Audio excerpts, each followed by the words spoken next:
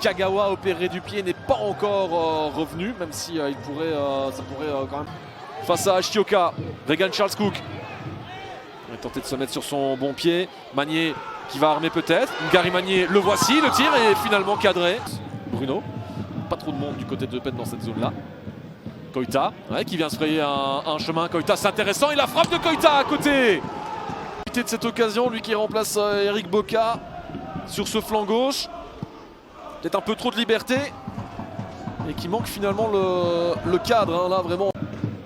Vocabulaire simple, basique, et ça a besoin apparemment d'être un petit peu plus construit. Ça c'est intéressant par contre avec le centre et Bruno qui ne parvient pas à avoir le geste final.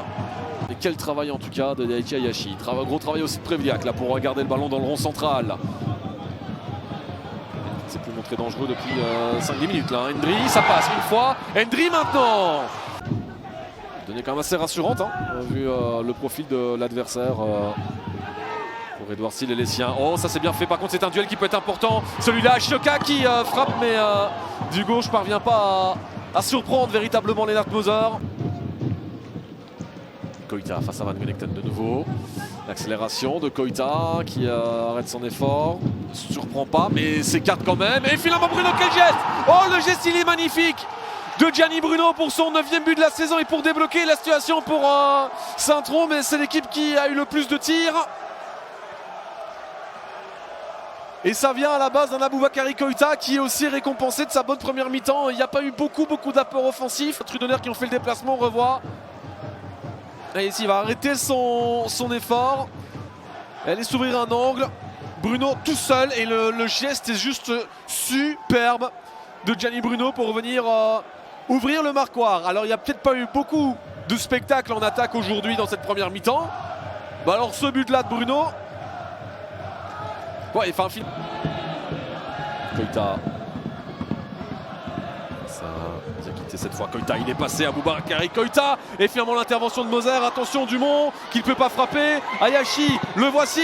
Et finalement à côté, grosse occasion là de faire le break pour Saint-Tron.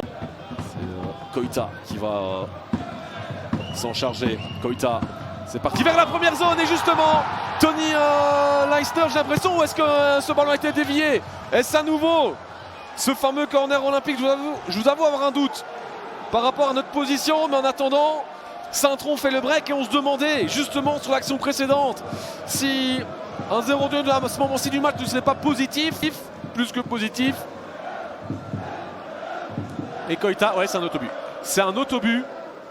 Ballon qui a été dévié par l'un des défenseurs de Penn et c'est Davidson qui n'aura pas vraiment vécu la meilleure rencontre de sa carrière ce soir. Loin, se bat quand même avec un petit peu de frustration.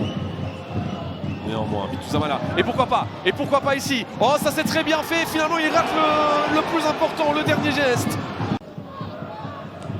Oh, et là Bruno, il n'y a pas de position de hors-jeu. Et il est parti là, Gianni Bruno peut-être pour son 2e but personnel. Gianni Bruno. Et finalement le sauvetage de Moser pour envoyer ce ballon en corner. Forcément d'avoir des possibilités en conversion à les Trudonner face à une équipe de Penn qui va pousser désespérément pour tenter d'aller chercher un miracle. Et devrait donc remonter provisoirement en 8e rang en attendant les autres résultats. Et Monsieur Visser qui met donc un terme à cette rencontre. Avec quand même des sifflets ici au Kerouac pour une prestation